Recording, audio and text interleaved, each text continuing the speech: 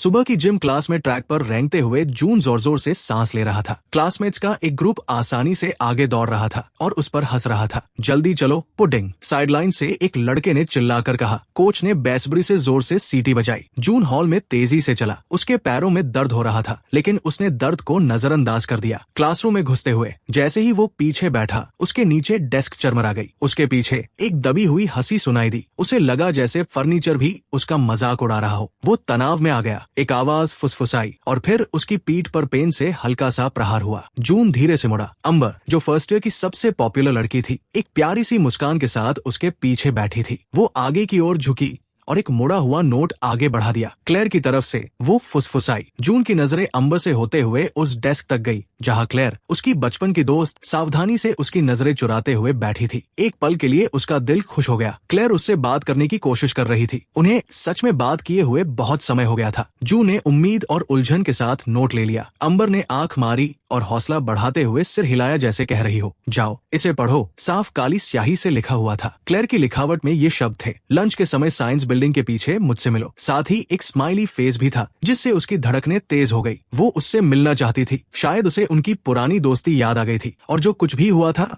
उसके लिए उसे अफसोस था। उसने पीछे मुड़कर क्लेयर को देखा। इस बार उसने उससे आंखें मिलाई, फिर अपना होंठ काटते हुए दूसरी तरफ देखने लगी। शायद वो भी नर्वस थी। अगले 1 घंटे तक वो क्लास में बिल्कुल भी ध्यान नहीं लगा पाया। उसके पेट में अजीब सी हलचल हो रही थी। उसने खुद से कहा कि ज्यादा एक्साइटेड न हो, लेकिन वो खुद को रोक नहीं पाया। वो बहुत अकेला था। क्लेयर के उससे बात करने के ख्याल से ही उसके सीने में दर्दनाक रूप से उम्मीद जाग उठी। जब आखिरकार लंच की घंटी बजी तो जून जल्दी से बाहर निकल गया। शांत हो जाओ, उसने सोचा। शायद वो सिर्फ माफी मांगना चाहती है या फिर से दोस्त बनना चाहती है। जून ने क्लेयर को छाव में खड़े हुए देखा, जो अपने फोन को देख रही थी। वो अकेली थी। जून ने एक झिझकती हुई मुस्कान बिखेरी। हे, जून ने धीरे से कहा, तुम बात करना चाहती थी? क्लेयर बेचैनी से हिली, अपने होंठ चबाते हुए जैसे सही शब्द ढूंढ रही हो। जून का दिमाग तेजी से दौड़ने लगा। क्लेयर, सब ठीक है, तुम मुझे कुछ भी बता सकती हो, उसने प्यार से कहा। क्लेयर ने झटके से अपना सिर उठाया और उसके भाव किसी बहुत ही ठंडे और क्रूर रूप में बदल गए। तुम्हें कुछ भी बता सकती हूँ, उसने दोहराया। क्या तुम्हें सच में लगा था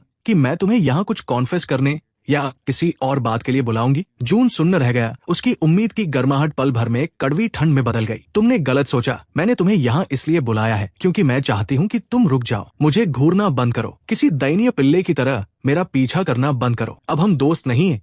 जून, सच कहो तो हम कभी दोस्त थे ही नहीं। मुझे बस तुम पर तरस आता था। उसके शब्दों की क्रूरता जून के पेट में एक मुक्के की तरह लगी, जिससे उसकी सांसें रुक गई और उसे चक्कर आने लगे। क्लेयर, प्लीज, वो फुसफुसाया। उसकी आंखों में गुस्सा झलक रहा था। नहीं जून, तुम्हें ये साफ साफ सुनने की जरूरत है। अंबर और बाकी सबने भी ये नोटिस किया है और ये बहुत ही अपमानजनक है। तुम मुझे शर्मिंदा कर रहे हो। बस मुझे हमेशा के लिए अकेला छोड़ दो। अचानक अंबर की आवाज ने उस सन्नाटे को चीर दिया जो झूठी हमदर्दी से भरी हुई थी। बेचारा जून। वो उनकी तरफ टहलती हुई आ रही थी, जिसके साथ मार्क, रयू और उनकी हमेशा वाली भीड़ थी। क्लेयर झिझकते हुए पीछे हट गई और बिना कोई शब्द कहे जल्दी से वहां से चली गई। जैसे ही सारी बातें समझ में आने लगी, जून का चेहरा अपमान से जलने लगा। ये सब एक सेटअप था। क्लेयर, अंबर, सब कोई, उन्होंने इसकी प्लान बनाई थी और वो सीधा उनके जाल में फंस गया। अंबर ने उस पर तरस खाने वाला मुंह बनाया। रिजेक्शन से दर्द होता है ना? उसने मजाक उड़ाते हुए उस दिशा में देखा जहां क्लेयर भागी थी और फिर क्रूरता से मुस्कुराई। चिंता मत करो, हम अभी भी तुम्हारे दोस्त रहेंगे। मार्क आगे की ओर झुका। उसके भाव गंभीर हो गए। हाँ, और चूंकि हम दोस्त हैं तो तुम्हें मुझे कुछ कैश उधार देने में कोई परेशानी नहीं होगी, है ना? उनकी हंसी जून के चारों ओर गूंजने लगी, जो तेज और बेरहम थी। उसी पल पास से एक हल्की सी आवाज सुनाई दी, उसे अकेला छोड़ दो। अंबर और बाकी सब उस आवाज की तरफ मुड़े। पास ही एमिली खड़ी थी। वो जून की ग्रेड की एक दुबली और शांत लड़की थी। एमिली ने अपने हाथ आपस में मले। बस रुक जाओ, उसने कहा, ये सही नहीं है। वो ग्रुप कुछ पल के लिए शांत हो गया। फिर अंबर ने बदतमीजी से जवाब दिया। एमिली को बीच में न पढ़ने की चेतावनी दी और कहा कि वे सिर्फ मजाक कर रहे थे। एमिली का चेहरा पीला पड़ गया, लेकिन वो मजबूती से अपनी जगह पर खड़ी रही और पूछा कि ये कैसे मजेदार था जब वे साफ तौर पर उसे चोट पहुंचा रहे थे। रयू ने एमिली की तरफ एक डरावना कदम बढ़ाया। भाग जा यहाँ से चूहिया, जब तक कि तू न चाहे कि अगला मजा हम तेरे साथ ले। उसकी वजह से एमिली का इस सब में घसीटे जाने का ख्याल बहुत भयानक था। आखिरकार उसे अपनी आवाज मिल ही गई। एमिली, ऐसा मत करो। उसने ये सोचकर कहना शुरू किया कि उसे भागने के लिए कहेगा, लेकिन मार्क ने उसे छाती पर जोर से धक्का दिया, जिससे वो पीछे की ओर दीवार से जा टकराया। जून की पीठ में दर्द की लहर दौड़ गई। एमिली चिल्लाई और सहज रूप से आगे बढ़ने लगी। मार्क गुस्से से उसकी तरफ मुड़ा, लेकिन तभी दूर से लंच खत्म होने की घंटी बज उठी। अंबर की एक दोस्त ने पुकारा, टीचर आ रहे हैं। अंबर ने अपनी जीभ चटकाई, जो साफ तौर पर चिढ़ी हुई लग रही थी। उसने जून को आखिरी बार एक ठंडी नजर से देखा। फिर मिलेंगे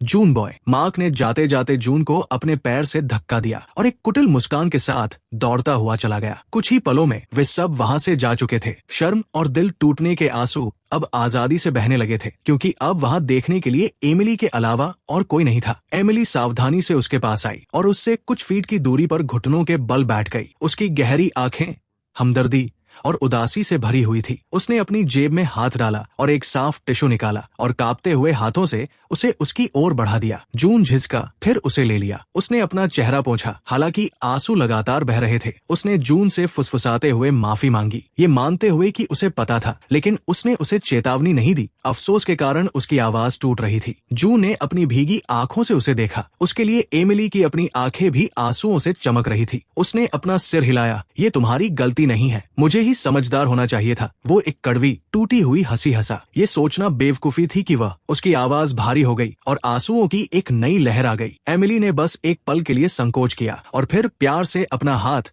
उसके कंधे पर रख दिया। उम्मीद करना बेवकूफी नहीं थी, वो बड़बड़ाई, वे क्रूर थे और तुम इसके हकदार नहीं थे। उसने काफी लंबे समय से अपने लिए इतनी दयालुता नहीं सुनी थी। खुद को संभालने की कोशिश करते हुए जून ऊपर की ओर उठा, लेकिन उसके पैर कांप रहे थे। एमिली ने तुरंत ये नोटिस कर लिया। उसने धीरे से उसकी बाह पकड़ी और उसे तब तक संभाले रखा जब तक कि उसका बैलेंस नहीं बन गया। उसका स्पर्श सावधान और तसल्ली देने वाला था। उसने उसे एक कांपती हुई आभारी मुस्कान दी। मेरे लिए खड़े होने के लिए थैंक यू। एमिली ने अपनी नजरें नीचे कर ली और फुसफुसाते हुए कहा कि वो बस ऐसे ही खड़े रहकर ये सब नहीं देख सकती थी। वे एक साथ बिल्डिंग के पीछे से बाहर निकले और फिर हॉलवे में अपने अपने रास्ते चले गए। एमिली ने उसे एक छोटी सी हौसला बढ़ाने वाली मुस्कान दी। क्लेयर के धोखे और अंबर की क्रूरता की चुभन अभी भी ताजा थी, लेकिन एमिली की दयालुता सुकून देने वाली थी। जब छुट्टी की आखिरी घंटी बजी तो जून जल्दी से कैंपस से निकल गया और सूरज डूबते ही घर पहुंच गया। वो चुपचाप अंदर गया। उसने किचन में झांका। फ्रिज पर चुंबक से एक नोट चिपका हुआ था, देर तक काम कर रही हूँ, डिनर माइक्रोवेव में है, मॉम। जाहिर है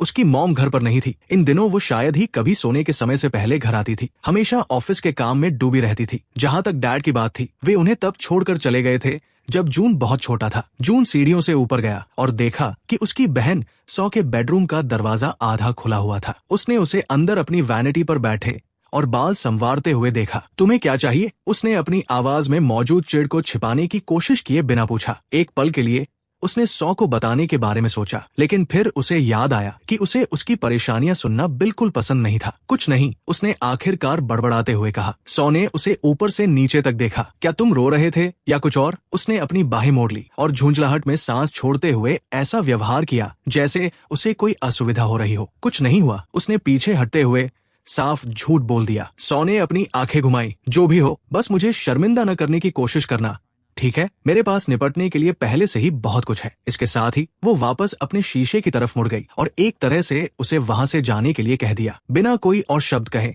जून अपने कमरे में लौट आया और दरवाजा बंद कर लिया। ये एकमात्र ऐसी जगह थी जहां वो खुद को थोड़ा बहुत सुरक्षित महसूस करता था। उसकी नजर उसके डेस्क पर गई जहां उसकी स्केच बुक खुली पड़ी थी। कल रात वह एक सुपर हीरो की ड्राइंग बना रहा था। एक गठीले शरीर वाला योद्धा जो गोलियों को बेअसर कर सकता था और कारों को उठा सकता था। वो अक्सर ऐसी ताकत होने और किसी शक्तिशाली इंसान के रूप में होने की कल्पना करता था, लेकिन सच्चाई यह थी कि वो बस वही था, एक अधिक वजन वाला अकेला 17 साल का लड़का जो बिना सांस फूले नीचे तक नहीं चल सकता था। उसने बदलने की, एक्सरसाइज करने और खुद को मजबूत बनाने की कोशिश की थी, लेकिन उसका शरीर हमेशा उसे धोखा दे जाता था। यहाँ तक कि एक आधा पुशअप भी उसे 15 मिनट तक कांपने और हाफने पर मजबूर कर देता था। उसकी नजर उसके बगल में बिस्तर पर पड़े उसके फोन पर पड़ी। उसने उसे झट से उठा लिया, शायद अपने पास मौजूद कुछ सोशल मीडिया एप्स चेक करने के लिए। ऐसा नहीं था कि उसे किसी मैसेज की उम्मीद थी। जैसे ही स्क्रीन की लाइट जली, किसी अनजान चीज ने उसका ध्यान खींचा। एक आइकन जिसे वो पहचानता नहीं था, उसकी होम स्क्रीन के बीचों बीच बैठा था। उसका नाम गेटवॉकर था। उसने यकीनन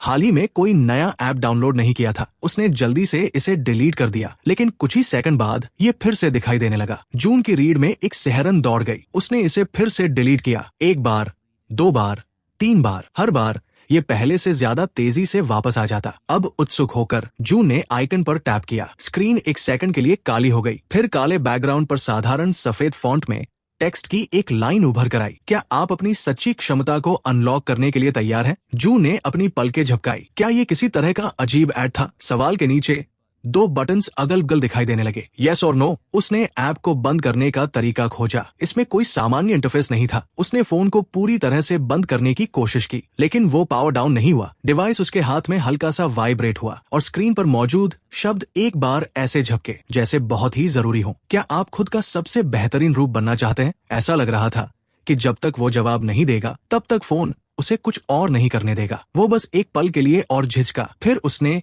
यस पर टैप कर दिया। फोन से एक चकाचौंध करने वाली सफेद रोशनी निकली, इतनी तेज कि जून चीख पड़ा और उसने उसे बिस्तर पर गिरा दिया। फिर उतनी ही तेजी से चमक कम हो गई। जब उसकी आंखों को देखने की आदत हुई तो उसका दिल लगभग रुक ही गया था। वो अब अपने बेडरूम में नहीं था। हर दिशा में शुद्ध सफेद रंग का एक अंतहीन फैलाव था। कोई छत या आसमान नहीं था, बस रोशनी और धुंधले सफेद रंग की एक अनंत जगह थी। हेलो, उसने पुकारा। उसके सामने हवा में टेक्स्ट झिलमिलाते हुए सामने आया। इसमें लिखा था, वेलकम जून, चैलेंज 1, 2 गुना ग्रेविटी में 2 किलोमीटर चलो। इससे पहले कि वो उन शब्दों को पूरी तरह से समझ पाता, जून दर्द से चीख पड़ा, क्योंकि एक अदृश्य शक्ति ने अचानक उसे नीचे की तरफ दबा दिया। 2 गुना ग्रेविटी, चैलेंज के टेक्स्ट ने कहा था। ये असंभव है, उसने घबराते हुए सोचा। वो इतने दबाव में कैसे चल पाएगा? घंटों बीतते हुए महसूस हुए, जबकि वो वही लेटा रहा, अपना सिर उठाने में भी असमर्थ था। धीरे धीरे बेताबी से जून ने जमीन को खरोंचा और अपने कांपते हुए शरीर को एक बार में 1 इंच आगे की ओर घसीटा। एक पैर उसने जबरदस्ती उसे आगे बढ़ाया और नीचे रखा। एक कदम, इस कोशिश से उसकी जांघों में दर्द की चुभन पहले से ही शुरू हो गई थी। उसने एक और कदम उठाया और फिर एक और। हर एक कदम बहुत भारी था। केवल 10 कदम के बाद उसके पैर अचानक लड़खड़ा गए और वो मुंह के बल ठंडी कठोर जमीन पर गिर पड़ा। आंसुओं ने उसकी आंखों को धुंधला कर दिया, लेकिन उसे वे सारे ताने, वो सारी हंसी याद आ गई। अगर ये अजीबोगरीब ट्रायल सच में मजबूत बनने की चाबी था, तो ये उसका एकमात्र मौका था। इसलिए जून आगे बढ़ता रहा। उस सफेद फैलाव से आगे बढ़ने का कोई एहसास नहीं हो रहा था। बस एक छोटी सी डिस्प्ले दूरी की गिनती दिखा रही थी, 0.2 किलोमीटर। उसे कोई अंदाजा नहीं था कि वो यहाँ कितनी देर से फंसा हुआ है, घंटों से या शायद दिनों से। हैरानी की बात ये थी कि उसे बिल्कुल भी भूख या प्यास नहीं लग रही थी, फिर भी थकान उसे अंदर तक जला रही थी। 0.5 किलोमीटर तक पहुंचते पहुंचते जून के फेफड़ों में आग सी लग गई थी। जैसे ही उसने चलना बंद किया, हवा में एक आवाज गूंजी, चैलेंज को रोकते हुए। जून का सिर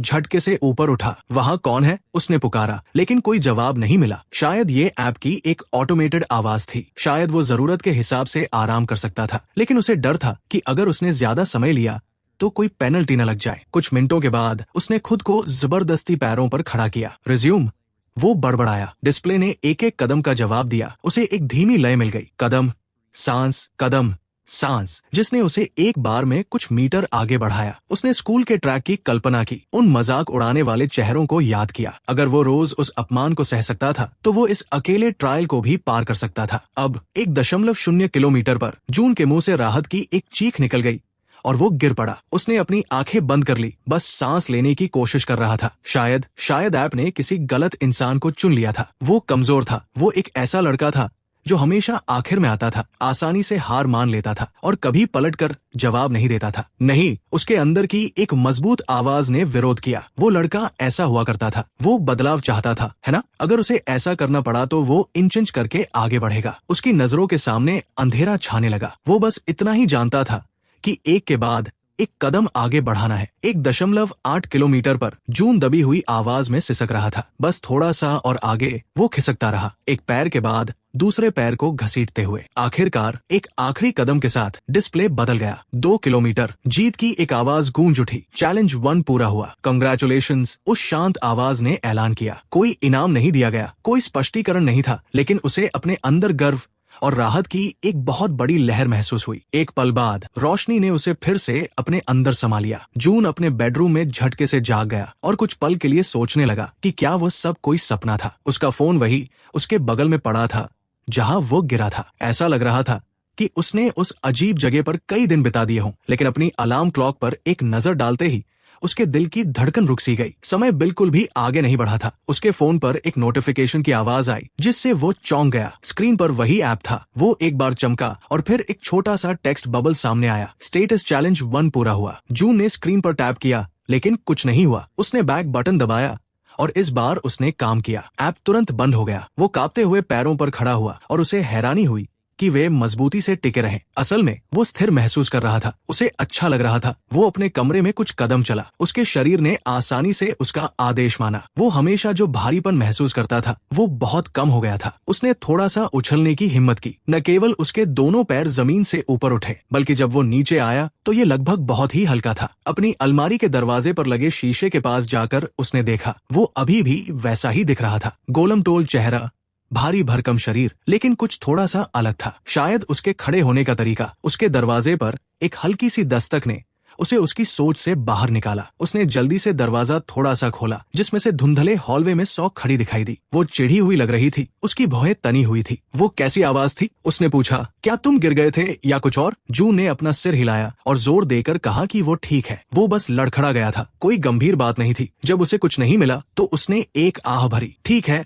आवाज कम करो, मैं पढ़ाई करने की कोशिश कर रही हूँ। वो मुड़ने ही वाली थी कि फिर रुक गई। उसकी आवाज पहले से ज्यादा नरम थी और उसने पहले जो हुआ था उसके बारे में बात की। जून को अपने पेट में ऐंठन महसूस हुई। क्या वो माफी मांगने वाली थी? सौ ने अपना मुंह खोला और फिर बंद कर लिया। अंत में उसने बस अपना सिर हिलाया। कोई बात नहीं, गुड नाइट। वो बिना कोई और बात कहे अपने कमरे की ओर चली गई। उसके अंदर का एक हिस्सा चाहता था कि काश उसने वो बात पूरी की होती और इतनी कठोर होने के लिए माफी मांगी होती, लेकिन ये बस एक ख्याली पुलाव था। जून वापस शीशे के पास लौट आया। बाहर से देखने वाले को वो लगभग वैसा ही दिखता। बड़े बदलाव अंदर से हुए थे। वो इसे महसूस कर सकता था। अगर चैलेंज 1 ने उसके लिए ये सब किया था तो वो जल्द से जल्द और ज्यादा कोशिश करना चाहता था। सोमवार का दिन आ गया और वो स्कूल के अंदर चला। उसके पैर आसानी से चल रहे थे। बिना किसी परेशानी के चलने में उसे बहुत अच्छा लग रहा था। उसने हमेशा की तरह होने वाली दबी हंसी या धक्कों के लिए खुद को तैयार कर लिया था। लेकिन जब तक वो अपने लॉकर तक नहीं पहुंचा तब तक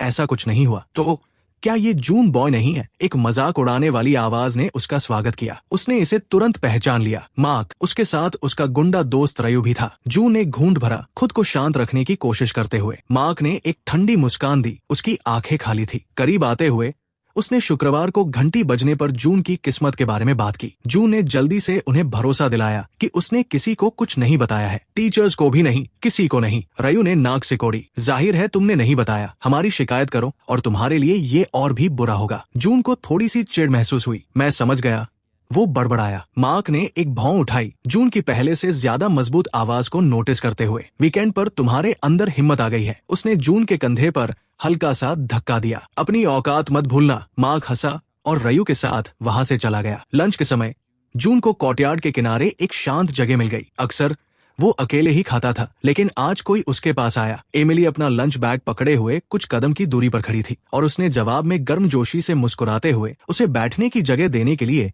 बेंच पर खिसक कर जगह बनाई। 1 मिनट के लिए उन्होंने एक आरामदायक सन्नाटे में खाना खाया। उसे एहसास हुआ कि एमिली भी आमतौर पर खुद तक ही सीमित रहती थी। शायद उसके भी कोई करीबी दोस्त नहीं थे। तुम कैसे हो? उसने पूछा। उन सब के बाद मेरा मतलब है, उसने जवाब दिया कि वो ठीक है। कम से कम शुक्रवार से तो बेहतर ही है। एमिली ने अपना होंठ काटा। अगर वे कुछ करने की कोशिश करते हैं तो शायद तुम्हें किसी टीचर के पास जाना चाहिए। उसकी आवाज में भरोसे की कमी थी। वे दोनों जानते थे कि टीचर्स शायद ही कभी बुलिंग को रोकते थे और शिकायत करने से स्थिति और भी खराब हो सकती थी। जू ने जोर देकर कहा कि वो इसे संभाल लेगा। घंटी बजी और लंच खत्म हो गया। जैसे ही वे खड़े हुए, जू ने अपनी हिम्मत जुटाई और कहा, एमिली, शुक्रवार के बारे में तुमने जो किया उसके लिए थैंक यू। मैं इसे कभी नहीं भूलूंगा। उसने उसकी तरफ ऊपर देखा। उसकी भूरी आंखें बड़ी बड़ी थी और उसने एक शर्मीली मुस्कान दी। दोस्त इसीलिए तो होते हैं, है ना? दोस्त शब्द ने उसे धूप से भी ज्यादा गर्माहट दी। उसने हामी में सिर हिलाया। दोपहर 3 बजे जब स्कूल की छुट्टी हुई तो जून ने जल्दी से बाहर निकलने की कोशिश की। उसने लगभग सोच ही लिया था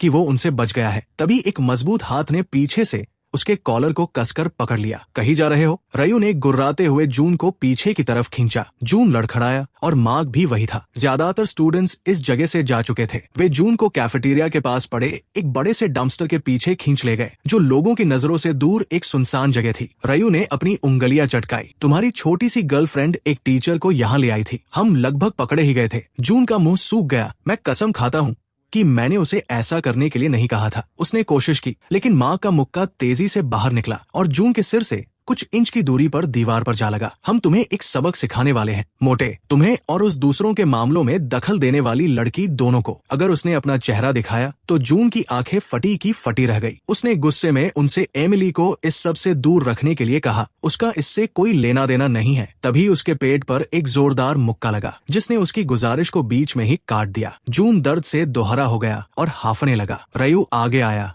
और उसने जून को बालों से पकड़ लिया और उसे दर्दनाक तरीके से सीधा खड़ा कर दिया। रयू ने कुटिलता से मुस्कुराते हुए उसके गाल पर एक जोरदार थप्पड़ जड़ दिया। फिर उसने उसे जमीन पर फेंक दिया। जून एक धम की आवाज के साथ कंक्रीट पर जा गिरा। फिर से नहीं, ये फिर से हो रहा है। उसका दिमाग चिल्ला उठा। उसने महसूस किया कि मार्क का पैर उसकी जांघ पर लगा है और उसके बाद उसकी कमर पर एक और लात पड़ी। वो कराह उठा। उसकी पसलियों में दर्द भड़क उठा। तुम्हें लगता है कि तुम अब मजबूत हो गए हो, है ना? तुम ऐसे नहीं हो। अचानक एक आवाज गूंजी, अरे रुक जाओ। ये एमिली थी। उसके लिए डर के मारे जून का पेट ऐंठ गया। उसकी चेतावनी के बावजूद वो यकीनन उसके पीछे आई होगी। मार्क ने चिढ़ते हुए उसकी ओर देखा। तुम फिर आ गई? एमिली ने उनसे दूर हटने के लिए चिल्लाते हुए कहा। उसकी आवाज कांप रही थी। मुझे लगा था कि हमने तुम्हें चेतावनी दी थी, छोटी चूहिया। तुम हीरो बनना चाहती हो? वो आगे बढ़ा और एमिली स्वाभाविक रूप से पीछे हट गई। उसे बहुत देर से एहसास हुआ कि उसने खुद को किस खतरे में डाल लिया है। रयू को एमिली की तरफ बढ़ते देख जून के अंदर गुस्सा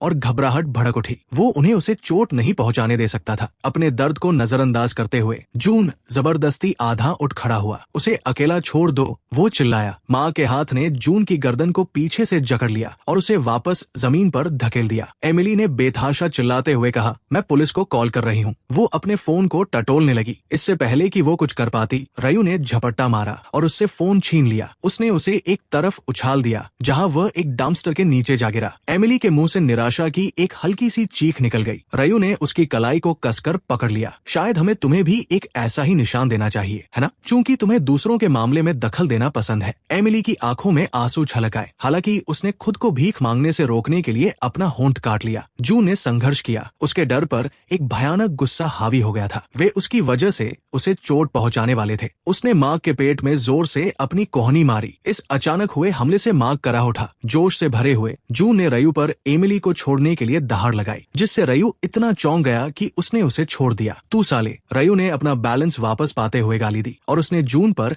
एक कसकर मुक्का मारा। ये जून के जबड़े पर जोर से लगा। जून के सिर में भयंकर दर्द की लहर दौड़ गई। किसी तरह उसने अपना होश बनाए रखा। एमिली भागकर जून के पास आई और उसे उठाने में मदद करने लगी। मार्क अब संभल चुका था और गुस्से से लाल पीला हो रहा था। बहुत खेल लिया, उसने रयू पर गुर्राते हुए कहा। इसे पकड़ो। रयू ने जून को पीछे से पकड़ लिया और जून की बाहों को पीछे की तरफ जकड़ लिया। मार्क उसके सामने खड़ा हो गया, जो गुस्से से जोर जोर से सांस ले रहा था। एमिली थोड़ा आगे बढ़ी। प्लीज ऐसा मत करो, उसने गिड़गिड़ाते हुए कहा।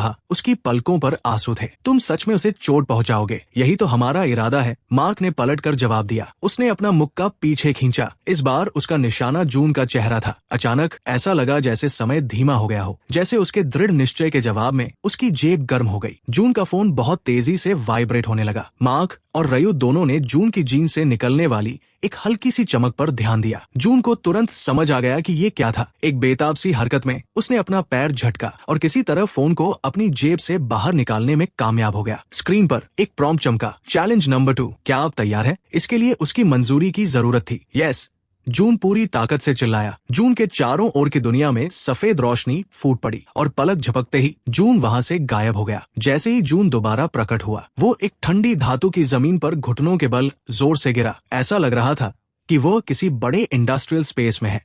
जून लड़खड़ाते हुए अपने पैरों पर खड़ा हुआ। उन बुलीज की पिटाई का दर्द जा चुका था। असल में वो तरोताजा महसूस कर रहा था, मानो एंट्री करते ही ऐप ने उसकी शारीरिक स्थिति को रीसेट कर दिया हो। उसके सामने हवा में एक जाना पहचाना तैरता हुआ टेक्स्ट सामने आया, चैलेंज 2, आयरन गोलेम को हराओ। जैसे ही जून ने पढ़ना खत्म किया, वे अक्षर गायब हो गए। उसकी बाई ओर से खुरचने की आवाज आई। जून उस अंधेरे रास्ते की तरफ घुमा। आंखों की तरह दो लाल बत्तियां चमकी। एक भारी धातु की आवाज के साथ जून की सांसें अटक गई। एक आकार सामने आया। ये एक बख्तरबंद सैनिक की तरह बना हुआ एक ह्यूमैनॉइड रोबोट था। उसका दिल जोरों से धड़कने लगा जब वो विशाल ह्यूमैनॉइड रोबोट अंधेरे से बाहर निकला। एक ही पल में उसने छलांग लगा दी। जून की बचने की कोशिश बहुत धीमी साबित हुई। धातु के एक हाथ ने उस पर कुचलने वाली ताकत से मुक्का मारा। हड्डी टूटने की एक भयानक आवाज हुई और फिर कुछ नहीं, अंधेरा। कुछ पलों बाद जून वेयरहाउस के दरवाजे पर हाफते हुए वापस जिंदा हो गया। दृश्य फिर से रीसेट हो गया, मानो वो बुरा सपना फिर से शुरू हो गया हो। वही टिमटिमाती रोशनी, वही क्रेट्स की शांत कतारें। कमरे के उस पार रोबोट भी फिर से रिएक्टिवेट हो जाता है। इस तरह एक भयानक चक्र शुरू हुआ। रोबोट उसे वेयरहाउस की भूल भुलैया में लगातार ढूंढता रहता है और जब भी वो उसे पकड़ता है वो उसे बेरहमी से मार डालता है और हर बार दुनिया वापस शुरू से शुरू हो जाती है। इस नरक जैसे टाइम लूप में दिन या शायद हफ्ते बीत जाते हैं। इस आर्टिफिशियल दुनिया में उसे अब भोजन या पानी की जरूरत नहीं है। वो अपने ही बुरे सपने में किसी भूत की तरह बन जाता है। एक छिपने की जगह से दूसरी छिपने की जगह तक भागता रहता है। आखिरकार इतनी बार भागने और मरने का मनोवैज्ञानिक दबाव जून के अंदर कुछ तोड़ देता है। वो हर मुमकिन तरीके से मारा जा चुका है और फिर भी अब उसे इससे भी बुरा एहसास सता रहा है। शर्म, अपने डरपोकपन पर शर्म और अंतहीन रूप से पीछे हटने पर। रोबोट के लोहे के कदमों की आवाज पास ही गूंजती है, उसे ढूंढते हुए। जून को अपने सीने के अंदर गुस्से की एक चिंगारी सुलगती हुई महसूस होती है। जब एक और हिंसक मौत के बाद चक्र रीसेट होता है तो जून भागता नहीं है। इस बार वो खुले में आगे कदम बढ़ाता है और सामने से आते हुए रोबोट का सामना करता है। इसके बाद होने वाले टकराव बहुत ही क्रूर लेकिन ज्ञानवर्धक होते हैं। हर बार जब रोबोट जून पर हावी होता है और उसे मारता है तो वो कुछ नया सीखता है। वो रोबोट की पहुंच और उसके कुचलने वाले हमलों की टाइमिंग के बारे में सीखता है। वे सबक हर एक जानलेवा हमले के साथ उसके अंदर अंकित हो जाते हैं। हर बार जिंदा होने के बाद जून पहले से थोड़ा कम नाजुक होकर वापस आता है। शुरुआती कुछ बार जब वो रोबोट के हमलों को रोकने की कोशिश करता है तो उसके हाथ किसी टहनी की तरह टूट जाते हैं, लेकिन जैसे जैसे वो बार बार जिंदा होता है उसकी हड्डियां और मजबूत होती जाती है। जल्द ही वो अपना बचाव करने के लिए अपने हाथ उठा सकता है और हड्डियां टूटने के बजाय उसे सिर्फ गहरी चोटें आती है। उसकी त्वचा सख्त हो जाती है, यहाँ तक कि उसकी इंद्रियां भी तेज हो जाती है। जो एक तरफा कत्लेआम के रूप में शुरू हुआ था वो अब एक भयानक ट्रेनिंग रेजिमेंट में बदल रहा है। एक निर्णायक प्रयास में जून सब कुछ एक साथ समझ लेता है। जैसे ही रोबोट उसकी तरफ बढ़ता है वो शांत रहता है और अपने कदमों को वैसे ही एडजस्ट करता है जैसे उसने सीखा है। जब लोहे का वो दैत्य अपना मुक्का मारता है तो जून बस कुछ इंच की दूरी से एक तरफ खिसक जाता है। वो अपनी कोहनी को रोबोट के हाथ के जोड़ में दे मारता है। इस हमले से धातु थोड़ी सी पिचक जाती है। रोबोट जो कुछ पल के लिए अपना बैलेंस खो बैठता है फिर से हमला करने के लिए घूमता है, लेकिन जून अनगिनत मौतों से मिली तेजी के साथ पहले ही आगे बढ़ चुका होता है। वो अगले वार से बचने के लिए नीचे झुकता है और उछलकर रोबोट की पीठ पर सवार हो जाता है। एक भयानक चीख के साथ वो उस मशीन के सिर के चारों ओर अपने हाथ कस लेता है। रोबोट उछलता है और छटपटाता है। जून को एक कंक्रीट के खंभे पर दे मारता है, लेकिन वो लोहे जैसी पकड़ के साथ उसे पकड़े रहता है। रोबोट की गर्दन टूटते ही धातु के फटने की एक भयानक आवाज होती है। अपने आखिरी झटके में रोबोट जमीन पर गिर पड़ा। उसका सिर जून के गुस्से से टूटकर अलग हो चुका था। इस अचानक छाए सन्नाटे में हाफते हुए उसे एक नोटिफिकेशन मिलता है कि ट्रेनर को हरा दिया गया है। वो लड़खड़ाते हुए पीछे हटता है। उसकी नजरें उस टूटे हुए रोबोट पर टिकी है जिसने उसे इतनी बार मारा था। लड़ाई खत्म हो गई है, लेकिन कुछ अजीब था। कई मिनटों के बाद भी कुछ नहीं हुआ। वो अभी भी वहाँ अकेला खड़ा था। उसे एक डरावनी सच्चाई का एहसास हुआ। सिस्टम ने साफ तौर पर कहा था कि उसे आयरन गोलेम को हराना है, फिर भी नोटिफिकेशन ने ट्रेनर की हार का ऐलान किया था। जून ने अभी ठीक से सांस भी नहीं ली थी कि एक नए झटके ने जमीन को हिला दिया। वेयरहाउस के दूसरे छोर पर एक बहुत बड़ा स्लाइडिंग डोर खुलने लगता है। उसके पार अंधेरा है, तभी दो विशाल अंबर रंग की बत्तियां जल उठती है। उस काले खालीपन से एक विशाल आयरन गोलेम कदम बाहर रखता है। अगर पिछला रोबोट एक बुलडोजर था तो ये पैरों पर खड़ी एक पूरी इमारत है। उसके हाथ पेड़ के तनों जितने मोटे हैं और उसके हाथ इतने बड़े हैं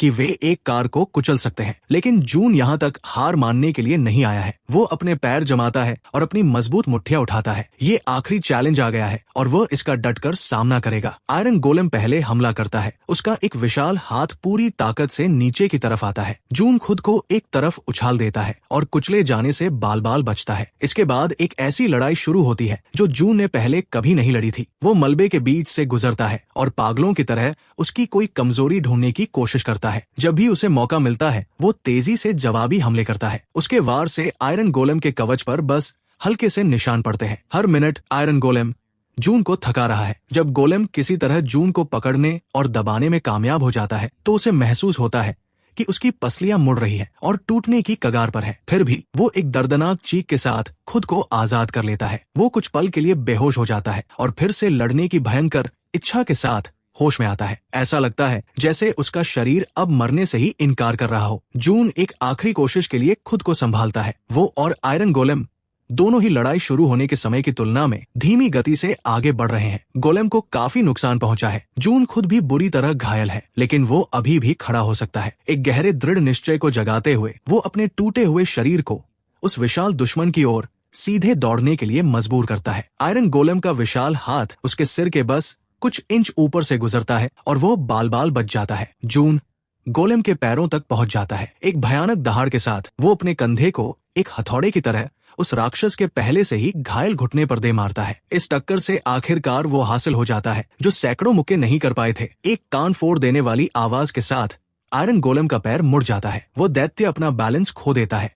वो खुद को संभालने की कोशिश करता है, लेकिन जून पहले से ही अपने पैरों पर खड़ा है और वो अपना पूरा वजन गोलेम के दूसरे पैर पर डाल देता है। आयरन गोलेम के गिरते ही एक जोरदार धमाका होता है। जून उछलकर आयरन गोलेम की चौड़ी छाती पर बैठ जाता है। आखिरकार उसके पास एक बहुत ही महत्वपूर्ण चीज पर वार करने का खुला मौका है। गोलेम के धड़ के बीच से एक हल्की नीली चमक बाहर आ रही है जो उसके पावर कोर की तरह लग रही है। एक भयानक चीख के साथ जून अपनी मुट्ठी उठाता है और उसे एक हथौड़े की तरह नीचे मारता है। उस वार से कवच पर एक गड्ढा बन जाता है। वो पीछे हटता है और दर्द से चीखते हुए फिर से वार करता है। जून ने उसी जगह पर मुक्कों की लगातार बारिश कर दी। अपनी टूटी हुई उंगलियों के साथ जून अभी भी उस चिंगारी निकालते हुए छेद में हाथ डालता है और उसकी मुट्ठी में जो भी आता है उसे पकड़ लेता है। गर्म केबल्स का एक बंडल जो कि कोर का ही एक हिस्सा है, अपनी बची हुई पूरी ताकत लगाकर आयरन गोलेम उसके नीचे कांपने लगता है। उसकी चमकती हुई आंखें एक बार झिलमिलाती है और फिर बुझ जाती है। उसका बचा हुआ हाथ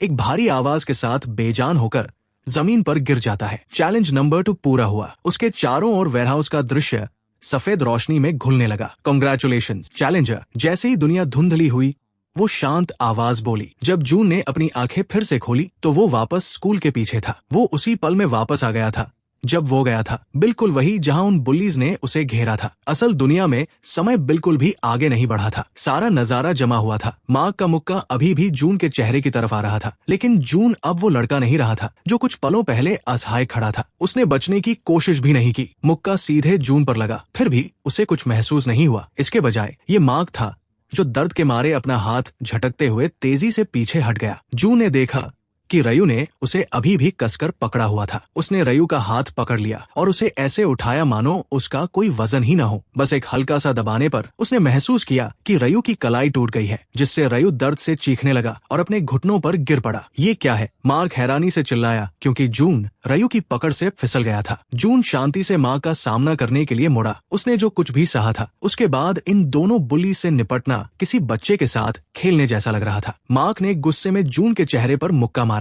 जून ने बस मार्क के मुक्के को बीच में ही पकड़ लिया। मार्क चिल्ला पड़ा क्योंकि उसका हाथ अजीब तरीके से मुड़ गया था और जून की पकड़ के नीचे उसकी हड्डियां चटक रही थी। मार्क ने बेतहाशा अपना हाथ खींचने की कोशिश की, लेकिन जून ने उसे और जोर से दबाया जब तक कि मार्क दर्द से चीखने नहीं लगा। दर्द होता है ना? जून ने ठंडेपन से कहा और मार्क को एक हाथ से पीछे धकेल दिया। मार्क ईंट की दीवार से जा टकराया और कराहते हुए जमीन पर गिर पड़ा। रयू एक पल के लिए अपनी टूटी हुई कलाई को भूलकर फिर से जून की ओर झपटा। जून आसानी से एक तरफ हट गया, रयू को गले से पकड़ लिया और उसे आसानी से जमीन से ऊपर उठा लिया। रयू छटपटाने लगा। उसकी आंखें डर से फटी हुई थी। मैंने तुम्हें चेतावनी दी थी, जून ने धीरे से कहा और अपनी पकड़ को बस इतना कड़ा किया कि रयू डर जाए और फिर उसे एक तरफ फेंक दिया। मार्क संघर्ष करते हुए वापस अपने पैरों पर खड़ा हुआ। वो गुस्से में था और डरा हुआ था। उसने एक पॉकेट नाइफ निकाला और कांपते हुए हाथों से उसे खोला। तुम्हें इसकी कीमत चुकानी पड़ेगी, मार्क चिल्लाया और जून की तरफ दौड़ा। आखिरी पल में उसने मार्क की कलाई पकड़ ली और उसे तेजी से मरोड़ दिया। फिर जून ने अपनी हथेली से मार्क की छाती पर वार किया। मार्क जमीन पर पड़ा हाफने लगा और उसकी आंखों में आंसू भर गए। रयू डरा हुआ जून को घूर रहा था और हिल भी नहीं पा रहा था। जून ने चाकू उठाया,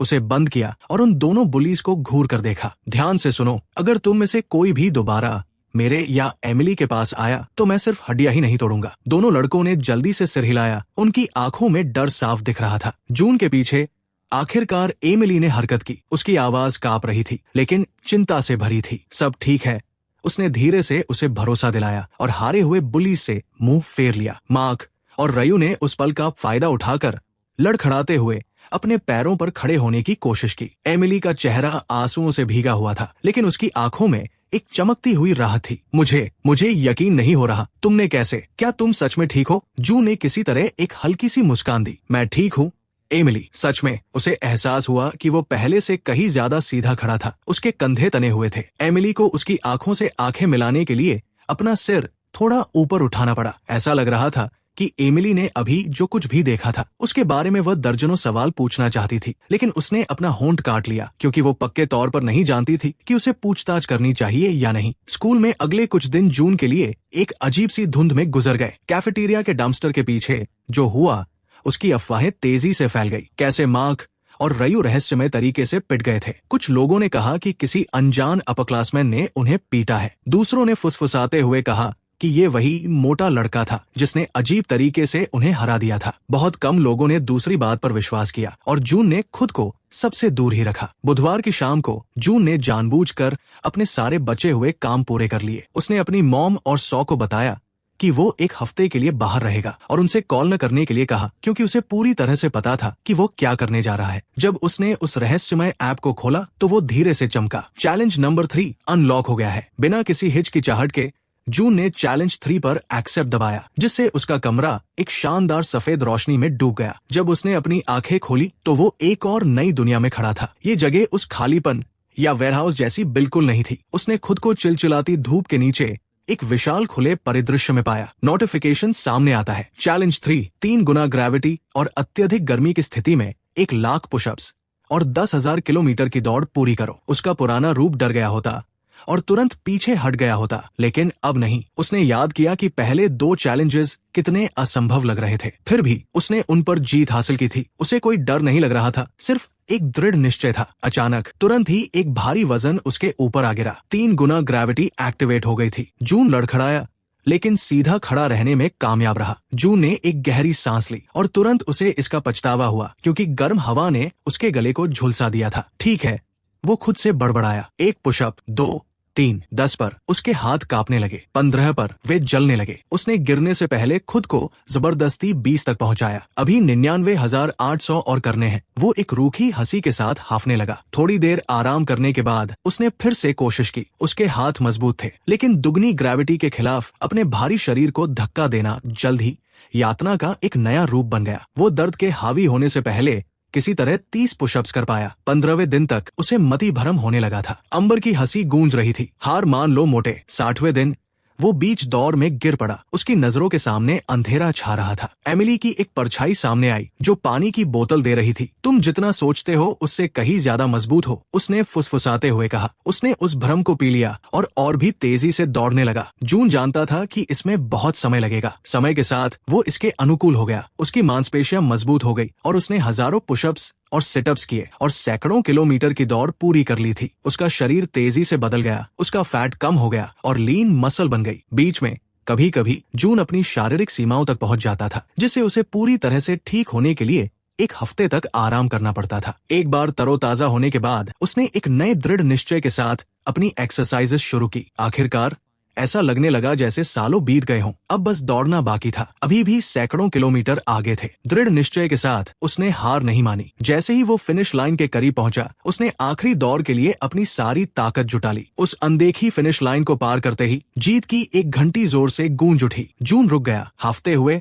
और जीत के साथ। आखिरकार चैलेंज पूरा हो गया था। एक नोटिफिकेशन सामने आता है। चैलेंज नंबर 3 पूरा हुआ। उसने ये कर दिखाया था। सारे टास्क पूरे हो गए। वो गर्म जमीन पर घुटनों के बल गिर पड़ा। जब रोशनी एक चकाचौंध करने वाली चमक में बदल गई तो उसने अपनी आंखें बंद कर ली और इसे अपने ऊपर छाने दिया। वो खुद को वापस अपने बेडरूम में पाता है। उसे बहुत पसीना आ रहा था, इसलिए उसने अपनी टी-शर्ट उतार दी। धीरे धीरे जून अपने पैरों पर खड़ा हुआ। उसने फुल लेंथ शीशे में खुद को देखा। जो परछाई उसने देखी उसने उसकी सांसें रोक दी। अपनी पूरी ऊंचाई पर खड़े होकर उसका शरीर इतना छरहरा और गठीला हो गया था जिसे सिर्फ एक एथलेटिक कहा जा सकता था। उसकी जॉलाइन तीखी और मर्दाना थी, यहाँ तक कि उसकी आंखें भी बदली हुई लग रही थी। उसके दरवाजे पर अचानक हुई दस्तक ने उसे उसके ख्यालों से बाहर निकाला। जून, ये सौथी, क्या तुम वापस आ गए हो? अपनी बहन को देखने के ख्याल से जून भावनाओं में बह गया। उसने बहुत लंबे समय से उसे ठीक से नहीं देखा था। खैर, वो अब देखने ही वाली थी। जून ने जवाब दिया कि वो जाग गया है, ये महसूस करते हुए कि उसकी आवाज भारी और ज्यादा स्थिर लग रही थी। दरवाजा खुला। सौ ने इजाजत का इंतजार नहीं किया, वो ऐसा शायद ही कभी करती थी। उसने अंदर कदम रखा, एक हाथ में फोन था और उसकी आंखें आखिरकार उसे देखने के लिए ऊपर उठीं। समय मानो रुक सा गया था। सौ का मुंह सचमुच खुला का खुला रह गया। उसने तेजी से अपनी पलकें झपकाई, जैसे उसे यकीन हो कि वो गलत देख रही है। उसका भाई। उसने एक हल्की सी, लगभग शर्माती हुई मुस्कान दी। गुड मॉर्निंग सौ। वो बस घूरती रही। उसकी नजरें उसके चेहरे से नीचे उस गठीले पेट की झलक तक गई और फिर वापस उसके चेहरे पर आ गई। ऐसा लग रहा था मानो उसका दिमाग ये मान ही नहीं पा रहा था कि ये उसका भाई है। कैसे? ये क्या? वो हकलाने लगी। उसके गालों पर शर्मिंदगी की लालिमा छा गई। मैंने वर्कआउट शुरू करने का फैसला किया था, जून ने हल्के फुल्के अंदाज में कहा, इस तरह पेश आते हुए जैसे ये कोई बड़ी बात न हो। खैर, वो और कह भी क्या सकता था। वो आगे बढ़ा और सो स्वाभाविक रूप से पीछे हट गई। वो अभी भी चौड़ी आंखों से देखती हुई दरवाजे की चौखट से टकरा गई। वर्कआउट? उसने धीरे से दोहराया। उसकी नजर उसके पीछे गई। तुम्हें पता है, एक्सरसाइज। मेरे पास कुछ मोटिवेशन था, उसने कहा। उस आखिरी शब्द में लोहे जैसी एक सख्ती थी जिसने सौ को चौंका दिया। उसने अपना मुंह खोला, शायद माफी मांगने या आगे सवाल पूछने के लिए, लेकिन कोई आवाज नहीं निकली। इसके बजाय उसकी आंखें नीची हो गई। उसके चेहरे पर शर्म और पछतावा साफ दिख रहा था। मुझे जाना होगा, उसने बुदबुदाते हुए कहा, और वो उससे नजरें नहीं मिला पा रही थी। वो उल्टे पांव घूमी और लगभग भाग ही गई। जून ने चैन की सांस ली। उसे असहज करने में कोई खुशी नहीं मिली, लेकिन उसका मन भी उसके पीछे भागने का नहीं किया। उनके रिश्ते को फिर से बनने में समय लगेगा। अगर कभी बना तो उसे कुछ साल पहले के अपने कुछ पुराने कपड़े याद आए। उसने उन्हें पहन लिया। फिर उसने अपना स्कूल बैग उठाया और बाहर निकल गया। हर एक कदम नया और फुर्तीला महसूस हो रहा था। स्कूल के दरवाजे के पास पहुंचते हुए उसे एक घबराहट भरी खुशी महसूस हुई। क्लास से पहले कोर्टयार्ड इधर उधर घूमते स्टूडेंट से भरा हुआ था। जून सिर ऊंचा करके और सीधे पोस्चर के साथ अंदर चला। लगभग तुरंत ही उसने महसूस किया कि सबकी नजरें उसकी तरफ मुड़ रही है। पहले कुछ लोग और फिर फुसफुसाहटों की एक बढ़ती हुई लहर सुनाई देने लगी। वो कौन है? उसने एक लड़की को अपनी दोस्त से फुसफुसाते हुए सुना। क्या वो नया है? एक दूसरी आवाज बड़बड़ाई। जूनियर लड़कियों का एक ग्रुप तो उसे खुलेआम घूर रहा था। एक लड़की तो शर्म से लाल हो गई जब जून ने अनजाने में उससे आंखें मिलाई। वो अपने लॉकर की ओर जाने वाले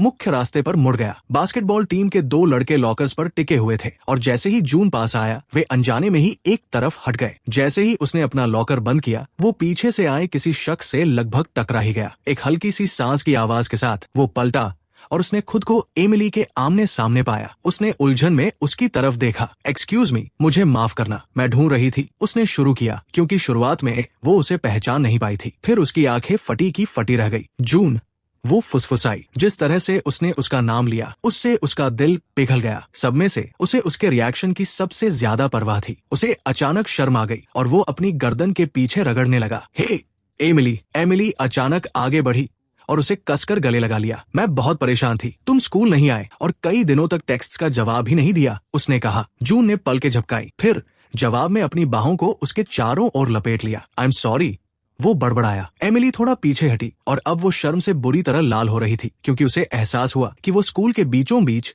एक बहुत ही छरहरे और गठीले जून को गले लगा रही थी और वो शर्मिंदा थी। आई एम सॉरी, बात बस इतनी है कि तुम इतने। जून धीरे से हंसा।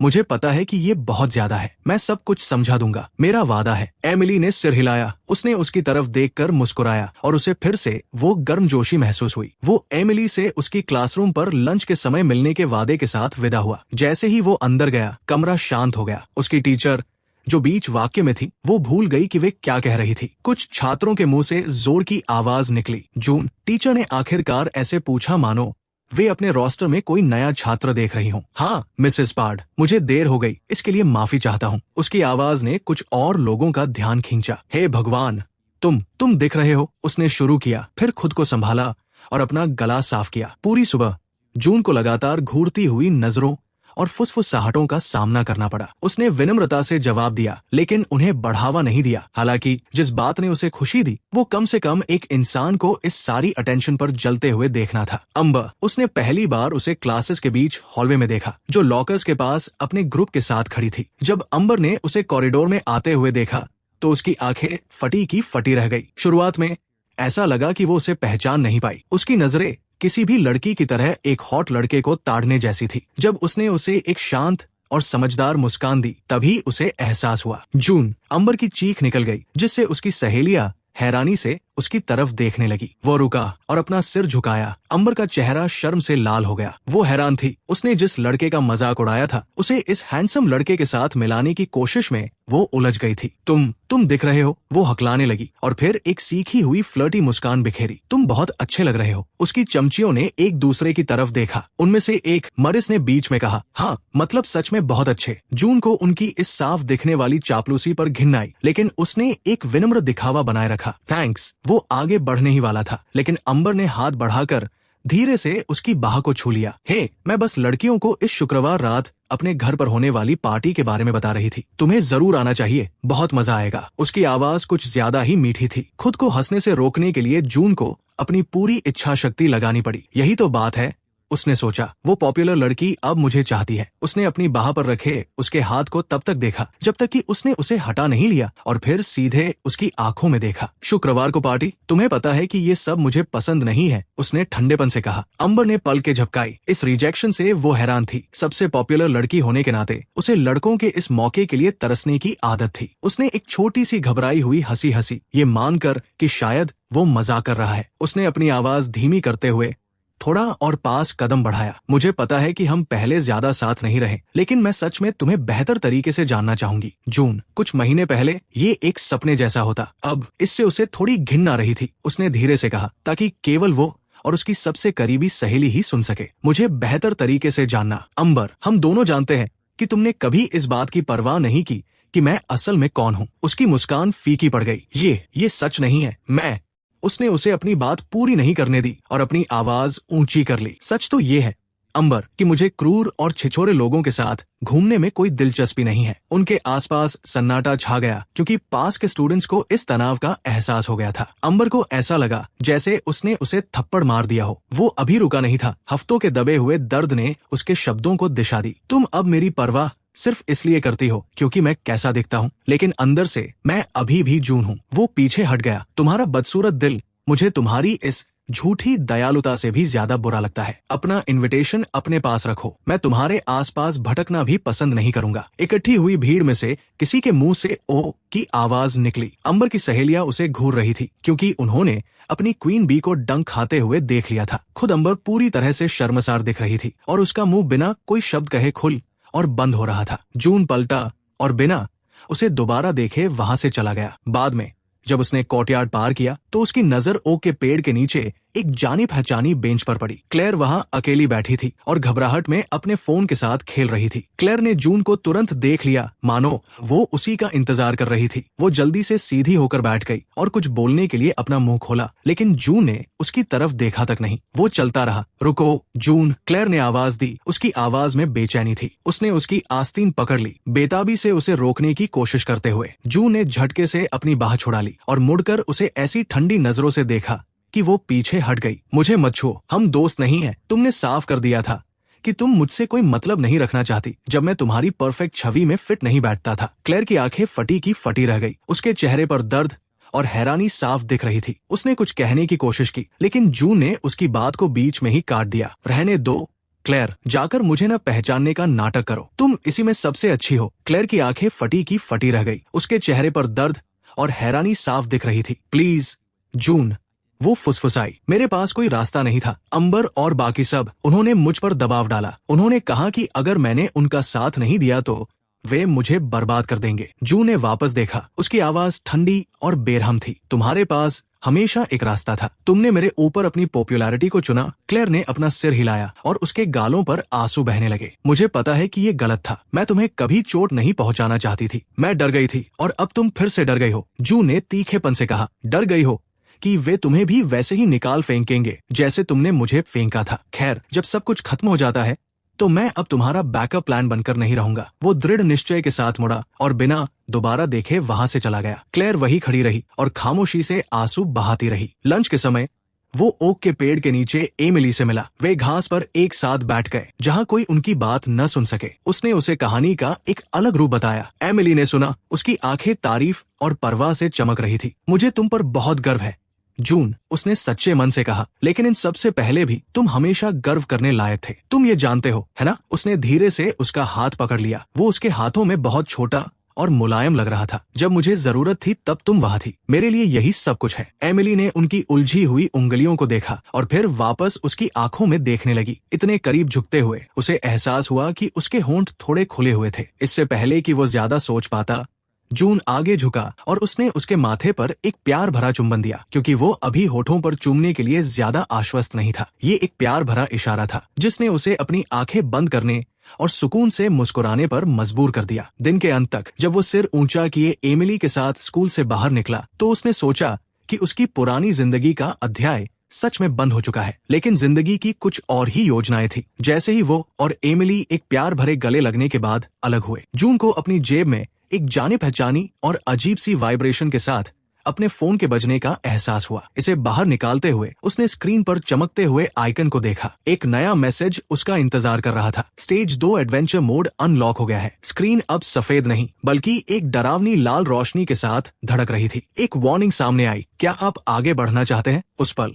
उसने सोचा कि वो कितनी दूर आ गया है और ये देखने के लिए कि वो खुद को और कितना आगे ले जा सकता है। उसके अंदर एक बढ़ती हुई उत्सुकता पैदा हो रही थी। एक दृढ़ सांस के साथ जून ने यस दबा दिया। इस बार दुनिया रोशनी से नहीं भरी। जून के सामने एक घूमता हुआ नीला पोर्टल बन गया। एक गहरी सांस लेते हुए उसने आगे कदम बढ़ाया। जैसे ही उसकी आंखों को देखने की आदत हुई, उसने महसूस किया कि वो मशालों से रोशन एक ऐसे गलियारे में था जो किसी प्राचीन भूमिगत गुफा जैसा लग रहा था। ये उस साफ सुथरे ट्रेनिंग ग्राउंड जैसा बिल्कुल नहीं था। अंधेरे से एक धीमी गुर्राहट आई और जून तुरंत सतर्क हो गया। एक आकृति बाहर आई जो विशाल और भद्दी थी। उसके पीछे और भी लड़खड़ाते हुए आकार और चमकती हुई आंखें दिखाई दी। फिर भी जून पीछे नहीं हटा। इसके बजाय उसके चेहरे पर एक धीमी सी मुस्कान फैल गई। ठीक है, वो बड़बड़ाया, अपनी मुट्ठियां भींचते हुए। अपनी पूरी ताकत के साथ मारा गया एक मुक्का जो उसकी कमाई गई ताकत के हर एक कतरे से और भी शक्तिशाली हो गया था कि जबड़े पर लगा, जिससे उसके दांत चारों ओर उड़ गए। गले से निकलने वाली गुर्राहट गूंज उठी क्योंकि और भी जीव उन अंधेरी कोठरियों से बाहर रेंगने लगे।